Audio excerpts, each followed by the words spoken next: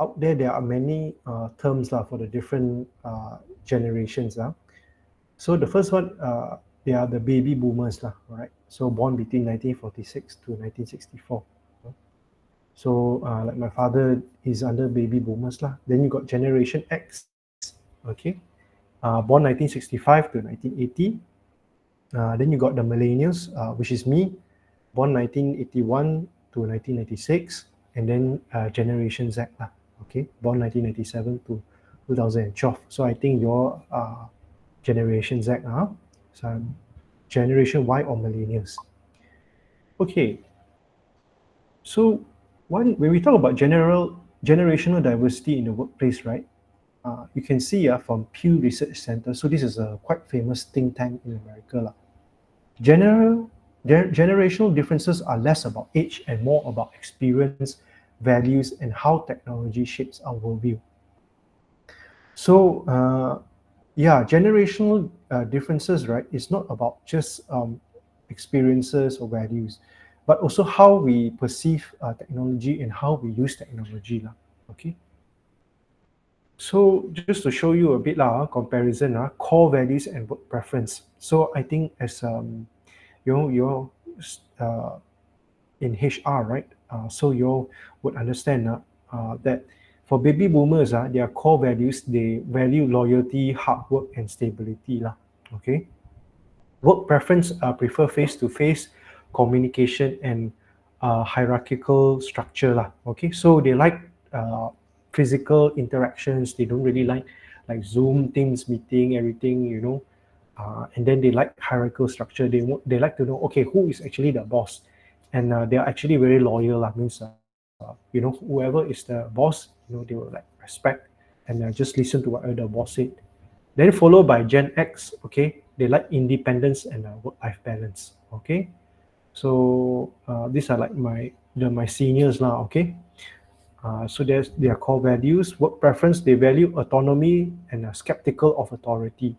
So autonomy means they don't like people to micromanage them, tell them what to do, this and everything. Just give them a deadline, everything. Okay, this is when I want the job done and everything. I don't know how you do it or anything, or you want to do it last minute or whatever, but as long you deliver, so they like that kind of style. And they're skeptical of authority. So they have a distrust with authority, okay? So they don't really like authority. So you can see that starting Gen X, right, the bosses are from last time, okay, whatever the boss said, you will listen. Then follow Gen X, okay, some things that the boss said they don't agree, okay, they will tell the boss. Then millennials are people like me, okay, we talk about purpose, collaboration, and flexibility, right? So when we do our work, we don't just want to talk about money, we just don't talk about salary. Of course, those are important, but we talk about how impactful and meaningful our job is. Then we like to collaborate, we like to work together, we like flexibility. So that's why a lot of companies after COVID, they're trying to push them back to the office, but it's a bit difficult. So now that's why we have a mix, a hybrid style of work for some companies, because yeah, some companies you don't actually need to be in the office all the time, so they can do their work at home. That saves them time from traveling, save them the money, for petrol toll, and then they have more time for themselves and their family. Okay, and then work preference, seek meaningful work So it's no, like I said, they're no longer just motivated by money anymore. Okay, they're talking about purpose, and they are very open to feedback. Now we talk about Generation Z, okay, diversity, technology, and security So you appreciate, like, you can make a lot of friends, and actually friends from like different culture, different races, everything. You like adventure, it's very different, right? You like excitement. You also like technology a lot. You're very good in technology, and then you treasure security. So that's why there are terms are used now. Digital nomad, right? Where people, they don't have an office. They just travel around the world, and wherever they go, they just do their work through the laptop. So you are truly digital natives because when you all were born, right, and when you already grew up, I think that by that time, you already have smartphones and tabs already. Uh, so you prioritize job security, okay?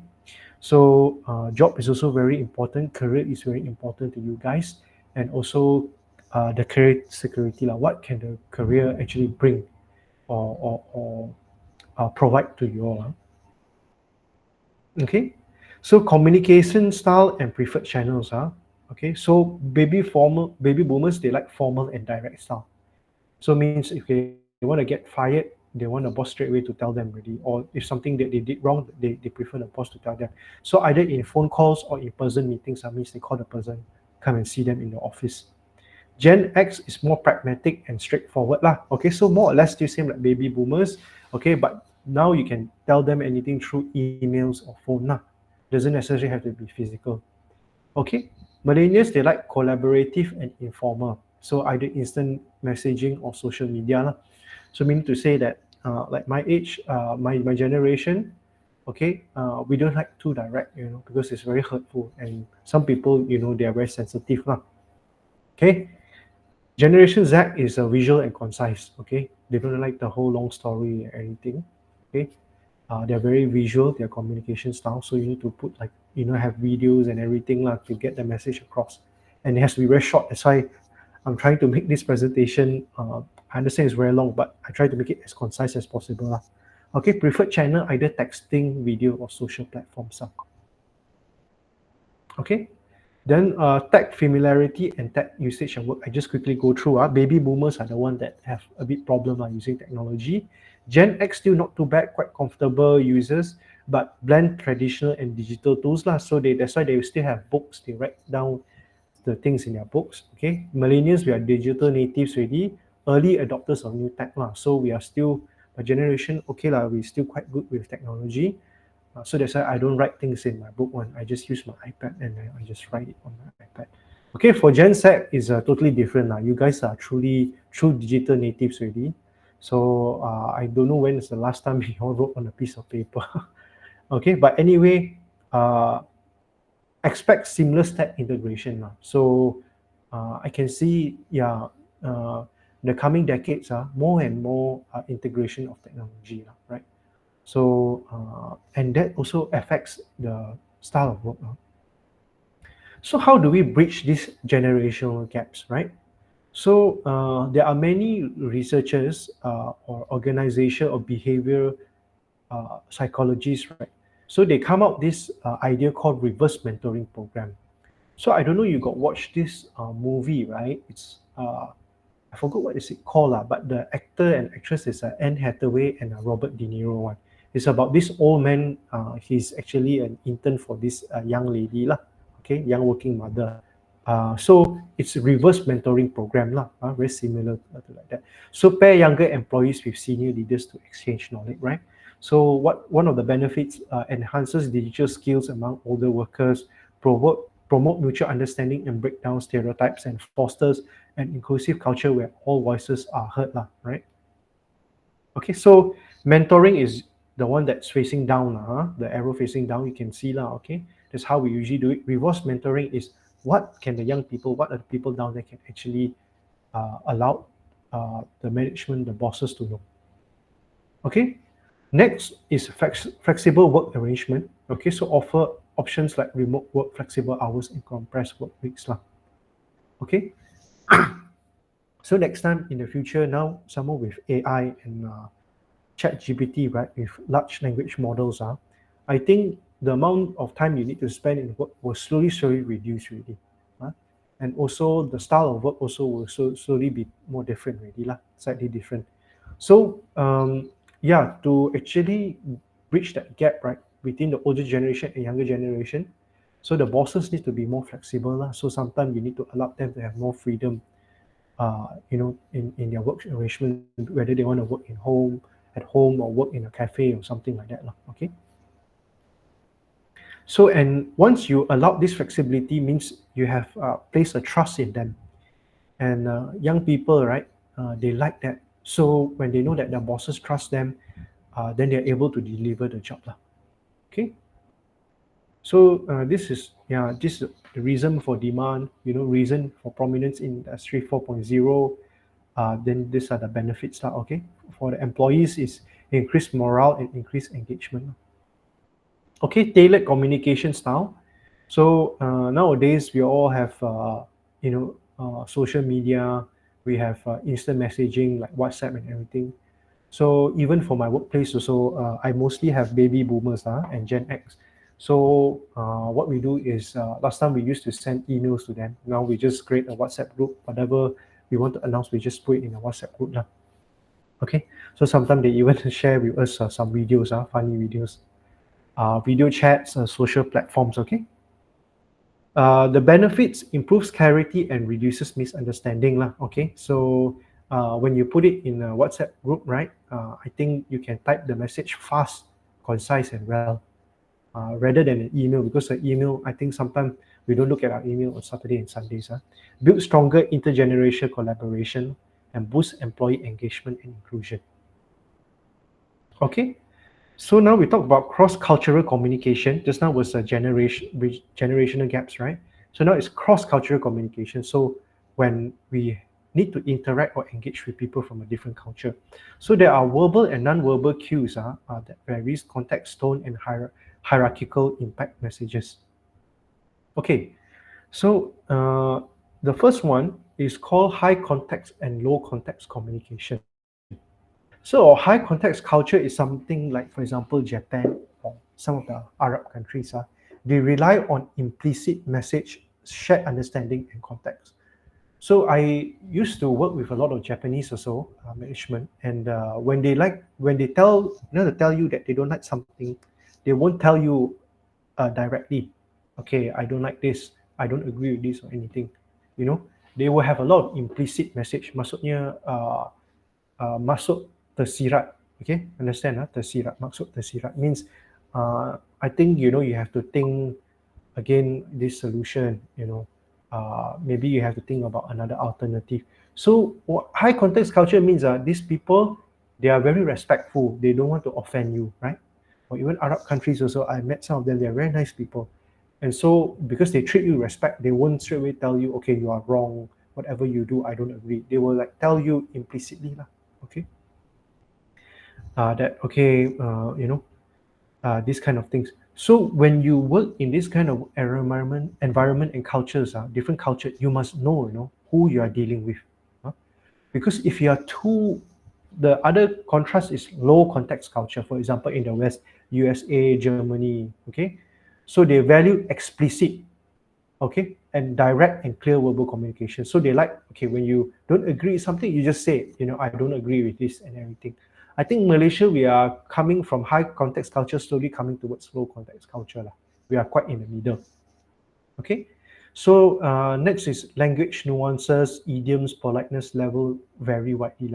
So different culture, they are very, very, different culture, they have a different way of talking. So, Asian culture, you're usually more polite. And the things that we say are more flowery, more verbal. Whereas in the West, they are very direct. They don't like to beat around the bush. Okay, gestures and facial expression, eye contact, and personal face differ culturally. So, for example, in USA or in the West, right, when you talk to someone, you need to direct eye contact because when direct eye contact means you respect the person and you acknowledge the person. So when you tell something, you want to push the message across. But that can be seen as disrespect in other cultures, for example, the Japanese, because when you are too confrontational, they don't like it, right? So silence can indicate respect or discomfort depending on culture. So for example, if you deal with the Japanese, the Korean, the Chinese, so sometimes they don't always talk in the meeting. So they talk, and then they will rest for a while. So they respect that silence. Okay, a space to breathe, to rest for a while. But in the West, once you stay silent, right? Okay, they feel that there's something wrong, okay. So you must know all this, cross-cultural communication. Then you have tone, hierarchy, and power distance. Okay, so tone reflects emotion and relationship dynamics, can be formal or informal. So some cultures, they appreciate when you're very lively, very loud, very. You have a lot of laughters and everything. They like that. So, for example, the Western countries, they like that. Got jokes and everything.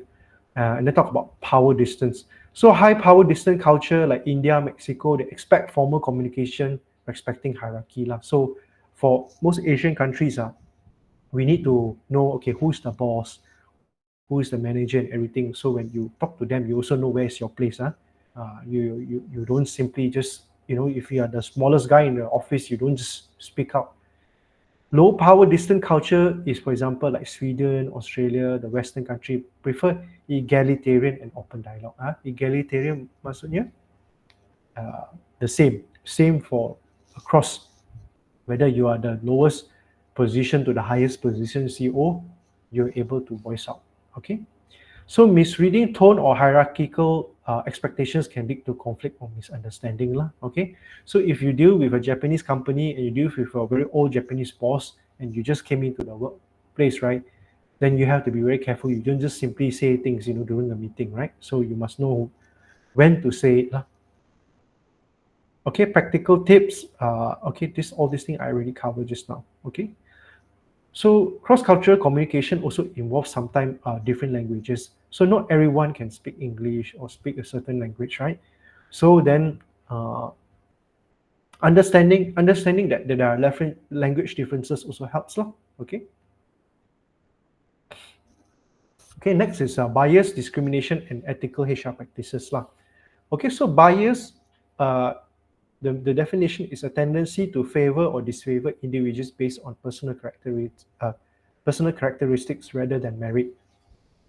So type of bias are unconscious bias, which are implicit, okay, confirmation bias, affinity bias. Bias can influence hiring, promotion, evaluation, and team dynamics lah, okay. Okay, workplace discrimination. So discrimination stands for unfair treatment based on race, gender, age, religion, or disability, and etc. lah. So they are protected under laws such as EEOC in the US, Equality Act in the UK, okay, Employment Act 1955, and then the amendment made in 2022 in Malaysia. So discrimination harms morale, retention, innovation, and reputation lah. Okay, so we cannot have discrimination in the workplace. So ethical HR practices are defined, ensuring fairness, transparency, and respect in all HR processes lah. Okay, so the core areas: equal opportunity, fair compensation, confidentiality, and data ethics, diversity and inclusion, which we covered just now, guided by ethical frameworks lah. Okay, or professional codes. Okay. So how do we mitigate this bias and discrimination? So we conduct bias training and promote awareness lah. Okay. Use structured interviews and objective performance metrics, implement anonymous CV screening and diverse hiring panels. So that's why even nowadays in the West, for the CV, right, they don't actually ask you to put a photo anymore lah. So that they don't have any bias, when they hire people, right? So they really judge and evaluate them based on their performance lah. Create safe channels for reporting discrimination and retaliation. So for example, if you work in a workplace and then there's discrimination and retaliation, so the HR need to come up a channel where they can report this to the management and then we can rectify this lah. Because if all this thing continue on in the organization, it will affect the performance of the organization. Building an ethical HR culture. So leadership must model ethical behavior and accountability. So in Malaysia, most of the time, all corporate companies or most corporate companies, the board of directors, the leadership itself is already quite diverse. Usually we have all the 3 or 4 main races lah. So that shows one thing is the diversity, right? Like I said, then different people, they have different thinking, then they can grow the organization. But also more importantly, because if the board of directors, the leadership already set an example, then it will also trickle down to the organization. Second, encourage inclusive decision making and employee voice. So you must make sure that the employee's voice is being heard.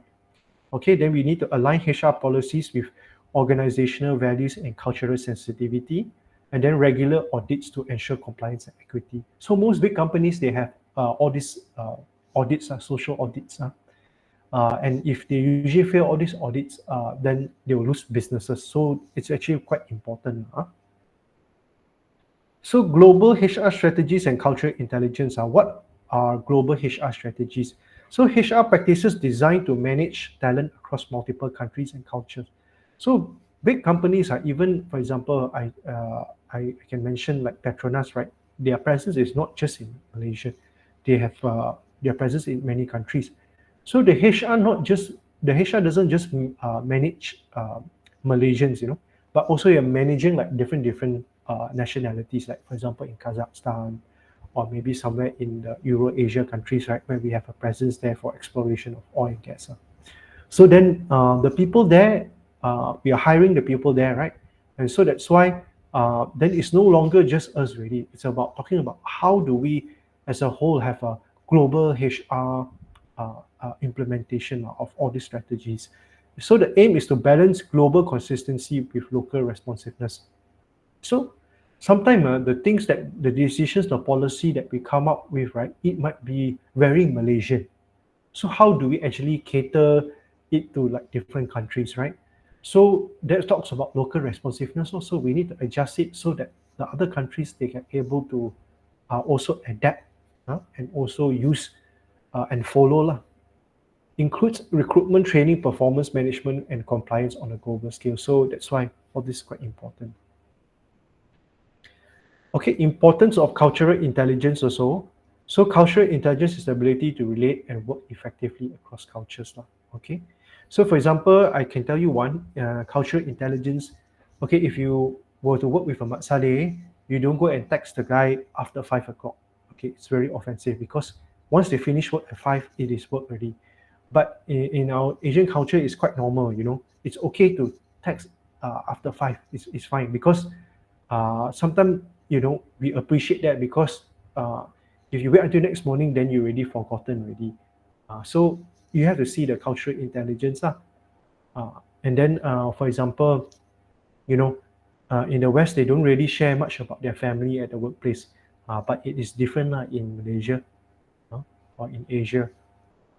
Components of cultural intelligence are cognitive knowledge about cultures, motivational interest and confidence in adapting, and behavioral ability to adjust behavior appropriately.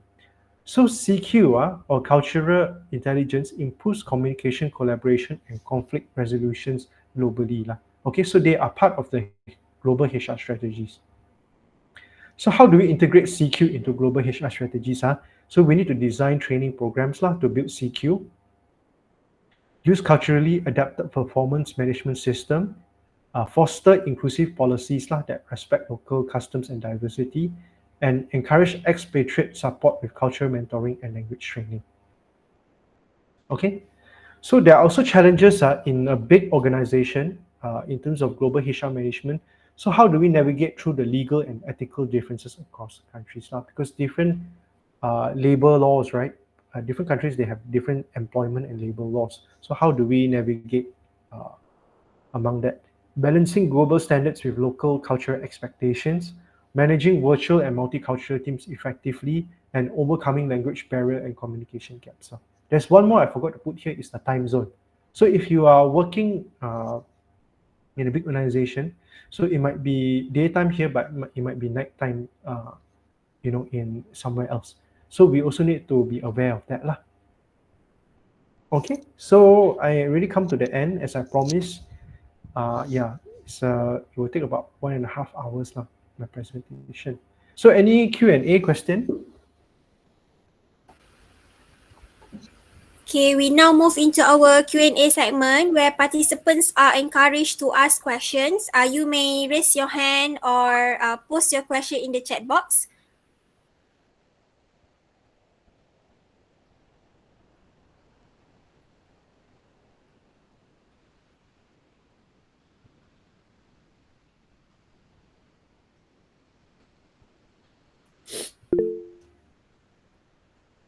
Okay, Nur Akmalia. Hello and Assalamualaikum. My name is Nur Akmalia binti Samad. And my question is, in your opinion, how does cultural intelligence help leaders work better in global teams? And what can HR do to build these skills at all levels?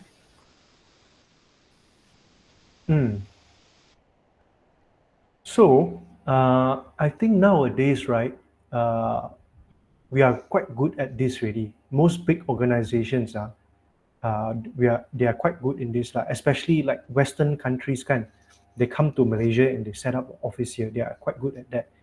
And also similarly, I would say for us Malaysians, we set up countries in other countries.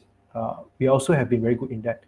So one of the ways actually, for example, in Shell, right, what they do is they have this trial period, right, where they send the managers to come here, not to actually do any work, but actually just to spend time with the people in the organization.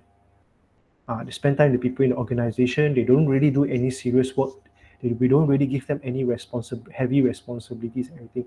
So the first 6 months is for them just to understand, okay, who is who? Who is the HR manager? Who is the production manager? Who is the CEO, CFO?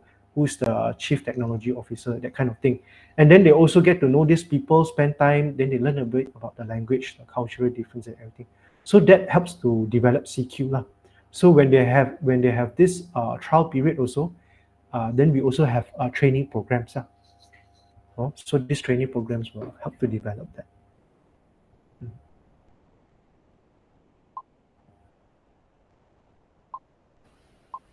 Okay, thank you, Akmal. Fahmi, any questions? Okay, hi, hello. My name is Fahmin. So my question is, how can reverse mentoring help close the gap between generations and culture, especially in tech-focused company? Yeah.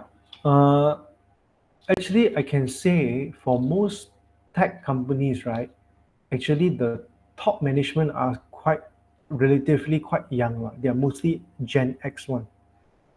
So how does actually reverse mentoring help? Because uh, there are always things to learn from the younger generation. So like for example, like for me, when I have interns or when I have staffs who are younger, right? So I thought I already know everything, but actually I do not know. So for example, I don't use TikTok, but they use TikTok, right? So then I realized actually TikTok was a very powerful app, more powerful than Instagram or whatever. Because when you create short videos and things like that, right? If you know how to use it properly, you can market your product very well and at a very low cost. So things like that, right? I won't know unless there's a reverse mentoring, and also an acceptance from my part, right? Where I can accept reverse mentoring. It will be harder, let's say, if it's somebody like maybe like the baby boomers. They might not agree with reverse mentoring. So it depends on the situation, and it depends also on the organization lah. Thank you, Fahmin, for the question. Any question? Muhammad Haiman? Hi, my name is Mama Haiman, and I would like to ask, do AI tools reduce or increase bias in hiring? And how should HR check if these tools are fair? Very, very good question, Emma. Yeah. Okay. AI, right? At the end of the day, AI is a tool, as you mentioned just now. So AI can increase diversity and inclusion to reduce bias, or it can reduce biasness in recruitment. So it's a double-edged sword. Means a sword kan, they have a two sides. So both also is actually sharp. So it sees how it depends on how you use the AI tool. So especially as a HR recruitment manager also, or in the HR team in the future, you also need to use AI, or not you will be left behind. So we're talking about in the next 10 years, right? Everybody has to use AI already. So it's no longer about just me fighting with AI. It's not. It's always me fighting with somebody who is using AI, right? You always hear that phrase, right? So even for HR recruitment also, if you don't use AI and somebody uses AI, that person will have an advantage. Maybe using AI, they can come up some kind of personality or aptitude test. So when with that kind of test that is designed by the AI, right? Then when they let the potential employees to do right to fill in the test and that kind of thing, then they are be able to identify better their personality and character and how they can better suit with the organization compared to maybe somebody who don't have AI, right? Okay, he will just use the old school of like interview and asking questions and everything lah. Yeah. So in short lah, my answer would be yeah, AI can increase biasness, and also it can reduce or eliminate biasness lah. Depends on how you use it. Okay, thank you, Haiman, for the question. Any question? Yes, Nurjana. Okay, my name is Channa, and I want to ask, talking about bias, what types of bias do you often see in hiring process, and how can structured interviews help to reduce them? Okay, I'm gonna say something quite sensitive a bit. So in the private sector, as you all know, right? Sometimes I give you a very good example. The language requirement, sometimes they will want somebody that can speak Mandarin. And what happens is not everybody can speak Mandarin, right, in Malaysia. But because the baby boomers, some of them, they are very used already with Mandarin. So how do we actually how do we actually change this? How do we actually bring awareness, right, in this and reduce the biases? So like for my company, it's different because all the while we never use Mandarin. Mandarin is not a requirement in the workplace. But for some organization, actually, right, Mandarin it was never from the start something that they needed, but it was more of something that maybe the management felt it was comfortable or something. I'm not sure. So how do we eliminate this? Is right. We need to bring more awareness. We need to give more training, and also the younger generation, right, now. So we need to make sure this awareness is being brought forth to all the other younger generation lah. And we need to have dialogue lah. We need to communicate. So when the younger generation, right, like for me, I'm very conscious of this. So when I hire people, I know. So I know that I am aware of this bias. So it helps lah, right? It helps to reduce this biasness, this discrimination. It doesn't happen. So you need to replicate my awareness and the things that I know to the other people also. And slowly, right, all this older generation, they will retire already. Right, so we replace with the newer generation. Yeah. So then we need to, we need to see how lah. Yeah, we need to continue to improve. Okay, thank you for the question, Jana. Any question? No? Yes? Do you have any question, guys? No, okay. I think that's all for the Q&A session. Thank you, Ms. Jo, for the explanation. We are nearing the end of our program. To conclude, I would like to invite our group project, Najmi bin Noraini, to share his closing remarks. Thank you, Yasmin. Hello and very good day, everyone. The Honorable Mr. Joel Chan, our respected guest speaker, Ms. Fariha, our dedicated lecturer, and my fellow friends. As the project leader of today's webinar, I'm Najib Najmi would like to sincerely thank to Mr. Joel Chan for joining us and sharing such a valuable and inspiring session on cross-cultural and social diversity in human resource management. We truly appreciate your presence here today, especially knowing your busy schedule must be busy.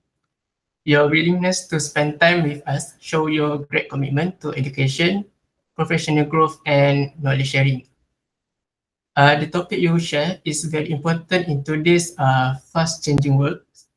Your insight and real-life experience have opened our minds to and encouraged us to think deeply about how we can contribute meaningfully to our future careers.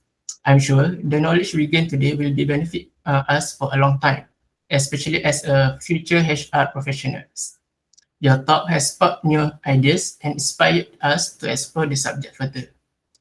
Thank you once again, Mr. Joel Chan, for being with us today. We hope this will be the beginning of a strong and lasting relationship between you and UiTM. With that, I end up my speech. May we all continue striving for success, and may today's program inspire us even greater achievements ahead. Thank you. Okay, Thank you, thank you, thank you. Najib. And now